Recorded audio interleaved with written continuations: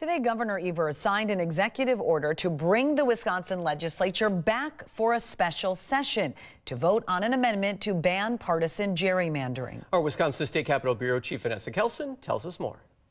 Legislative maps dictate what district you live in, who you vote for, and ultimately who represents you. On April 14th, Governor Evers is calling lawmakers back here to the Capitol to vote on a constitutional amendment to ban partisan gerrymandering from the state's redistricting process. Here we go, folks. Every 10 years, Wisconsin's maps are redrawn. On Tuesday, Evers made the case to ban gerrymandering from any future state maps. Fair maps mean elected officials have to listen and do what's best, not for their party or their own political interests, but for the people they represent.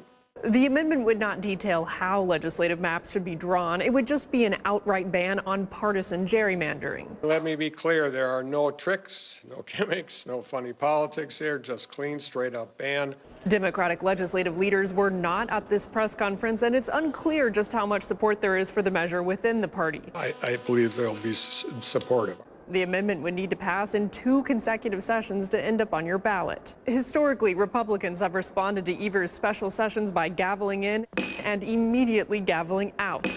After Evers proposed this amendment earlier this year, Assembly Speaker Robin Vos said he was open to the idea. Frankly, all the Democrats across the country are rushing to gerrymander.